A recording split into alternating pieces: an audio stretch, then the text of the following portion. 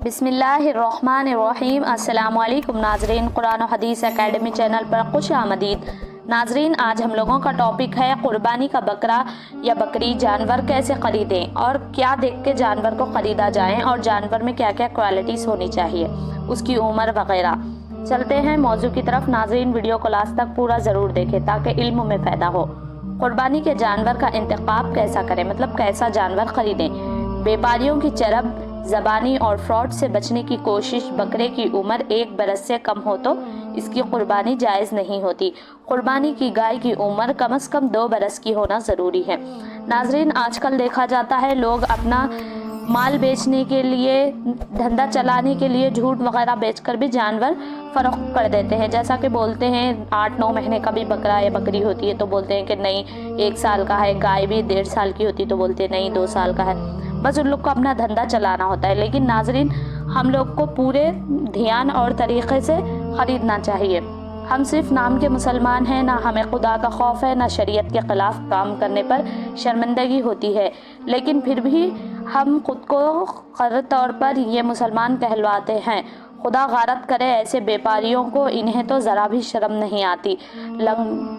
لنگڑا، کانا اور کم عمر کا بکرا قربانی کے لیے فروخت کر دیتے ہیں۔ آپ دیکھ لیجئے جا کر، منڈی میں بہت سے جانور قربانی کے لائق نہیں، لیکن وہ گاہکوں کی معصومیت سے فائدہ اٹھا کر بیچے جا رہے ہیں۔ ناپ تول میں کمی، عہد شکنی، ناانصافی اور جھوٹ تو ہمارا معمول بن گیا ہے۔ آپ بھلے نمازیں پڑھیں، مگر اللہ تعالیٰ ایک مسلمان کو جن کے اخلاق اقدار کی ہدایت فرماتا ہے، یہ اس سے گریز کریں گے تو عبادت غارت ہو جائیں گی۔ قول و فعل میں تضاد اور گھٹیا و طاہرہ ہماری تباہی اور بیماریوں کا باعث بنتی ہے۔ دیکھیں ناظرین، آج کل بازاروں میں، منڈیوں میں کچھ سبزی وغیرہ خریدنے بھی جاؤ، کچھ بھی چیز خریدنے جاؤ تو لوگ ناپ تول میں ہر چیز میں ہی کمی کر دیتے ہیں۔ قربانی کے جانوروں میں بھی لوگ کمی کریں گے، لیکن ہم لوگوں کو پورے دھیان سے ہر چیز خریدنا پڑے گا۔ میت پر جانوروں کی نمود و نمائش نے قربانی کی اصل روح کو گھائل کر رکھا ہے، مگر عید پر بیار لاغار جانوروں کو کاروباری ہتھ کنڈوں کے ساتھ بیچنے و خریدنے کا رجحان بھی عام ہو چکا ہے۔ اس قدر بددیانتی نے ہمیں سماجی و اخلاقی طور پر انتہائی کرپٹ کر رکھ دیا ہے۔ دیکھیں دوستو، آج کل اتنی نوش و نمائش ہو گئی ہے، آج کل جانوروں پر بھی کلر پینٹ کیے جا رہے ہیں۔ ایسا لگ رہا ہے کہ چھوٹا بھی ہو تو ہاں بہت خوبصورت ہے، ہوگا اتنے سال کا، ایسا ہم لوگوں کو لگتا ہے، ہم لوگ دھوکے میں آ کر خرید لیتے ہیں۔ لیکن ناظرین، ہم لوگوں کو پورا جان پہچان کر کے لینا چاہیے، کیونکہ یہ قربانی کا معاملہ ہے۔ قرآن حکیم میں اللہ تعالیٰ ارشاد فرماتے ہیں، قربانی کے جانور کا گوشت یا خون تمہارے پروردگار کو نہیں پہنچتا، بلکہ اس تک پہنچنے والی چیز تمہاری اتنی ہے۔ یعنی اللہ تعالیٰ نے قربانی کرنے کے لیے سب سے اور اہم بنیادی شرائط عائد کر دی کہ وہ قربانی سرے سے قربانی ہی نہیں، جس کا مقصد حصول رضائے الہی اور عطوی نہ ہو۔ دیکھیں دوستو، اللہ تعالیٰ کو نہ تمہارا گوشت پہنچتا ہے نہ خون پہنچتا ہے۔ اللہ تعالیٰ تو بس یہ دیکھنا چاہتا ہے کہ میرا بندہ میرے لیے کتنا تقوی اختیار کرتا ہے، کون سی پسندیدہ اور اچھی چیز میری راہ میں قربان کرتا ہے۔ بس اللہ تعالیٰ آپ کی نیتیں دیکھنا چاہتا ہے اور کچھ نہیں۔ ہر عبادت کی طرح قربانی کے سلسلے میں بھی آداب اور فرائض کو ملوث خاطر رکھنا بہت ضروری ہے۔ دیکھیں دوستو، بولا جا رہا ہے کہ جیسا عبادت میں ہر چیز کو دھیان سے دیکھا جاتا ہے، ویسے بھی قربانی بھی ایک عبادت ہے دیکھا جائے تو۔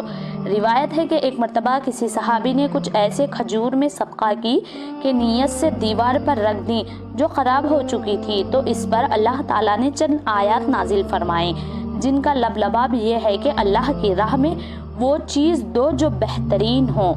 قربانی کے حوالے سے اس حکم خداوندی کی پاسداری بہر صورت ضروری ہے۔ دیکھیں دوستو، ایسی چیز نہیں دینا چاہیے جو دوسروں کو خراب ہو، ایسی چیز دو جو سب سے بہترین ہو۔ اللہ تعالیٰ بھی یہی فرماتا ہے قرآن میں۔ قربانی کے لیے جانور کا انتخاب ایک اہم اور نازک مسئلے کی حیثیت رکھتا ہے۔ اس سلسلے میں شرعی امور کے ساتھ ساتھ جانور کی عمومی صحت کو بھی مد نظر رکھنا ضروری ہے۔ قربانی کے جانوروں کی عمومی لحاظ سے 3 اقسام بیان کی جاتی ہے۔ دیکھیں دوستوں، وہ 3 اقسام کون سی ہے، ہم کون سی چیزوں کی قربانی دیتے ہیں۔ پہلا نمبر ہو گیا گائے کی قربانی دیتے ہیں ہم، दूसरा हो गया ऊंट वगैरह देते हैं। ऊंट वगैरह तो यहाँ उतना रिवाज नहीं चलता हम लोग के इंडिया में वगैरह। तीसरी देते हैं हम लोग बकरा या बकरी की कुर्बानी। इन जानवरों की जितनी भी नस्लें और किस्में पाई जाती है सबकी कुर्बानी देना जायज़ है, ताहम ऊँट को गाय पर और गाय को बकरी की कुर्बानी पर तरजीह दी गई है। जहाँ तक जानवर की उमूमी सेहत का ताल्लुक़ है तो इसके हवाले से 4 किस्म के जानवरों की कुर्बानी देना जायज़ नहीं। देखिए दोस्तों, जानवरों यही 3 जानवर की कुर्बानी देना जायज़ है, लेकिन यही 3 जानवरों में ऐसे जानवर नहीं होना चाहिए। ये 4 किस्म के जानवर, यही 3 किस्म के जानवरों में तो वैसे कुर्बानी कबूल नहीं होंगी। देखते हैं वो कौन से किस्म के जानवर है। ऐसा जानवर जिसका लंगड़ापन जाहिर हो, यानी लंगड़ेपन के बाअस इस जानवर को चलने फिरने में दुश्वारी का सामना करना पड़े। देखिए दोस्तों, अगर आपने एक बकरी खरीदी जिसकी कुर्बानी देने की नीयत है, वो लंगड़ी है, चल नहीं सक रही, तो आपका कुर्बानी देना इसका कोई फ़ायदा नहीं, इसकी कुर्बानी देना जायज़ नहीं। दूसरा है बियार जानवर की कुर्बानी देना जायज़ नहीं, ख़ास तौर पर जब इसकी बीमारी देखने में भी वाज़ेह हो और यानी जानवर नक़ीफ़ हो। देखो दोस्तों, बहुत से लोग होते हैं बीमार जानवर को भी उठाकर कुर्बानी कर देते हैं, लेकिन ऐसे लोगों की कुर्बानी काबिल कबूल नहीं होगी। मज़ार और लाग़िर हो। हदीस मुबारका के अल्फाज में ऐसा जानवर जिसकी हड्डियों में कोई दाना ना हो, इसकी कुर्बानी नहीं दी जा सकती। तीसरा है किसी ऐसे जानवर की कुर्बानी देना शरआर दुरुस्त नहीं जिसके दोनों या एक कान कटा हुआ हो, या जानवर काना या अंधा हो, या इसकी बीनाई आम जानवरों के मुकाबले में इंतहाई कम हो चुकी हो।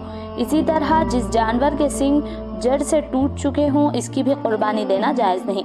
देखो दोस्तों, बहुत से जानवर होते हैं जिसकी आंखों की रोशनी कम होती है, जिसे अंधा जानवर कहते हैं। कुछ जानवर की होती है सींग कटी हुई, वैसे भी जानवरों की कुर्बानी देना जायज़ नहीं है।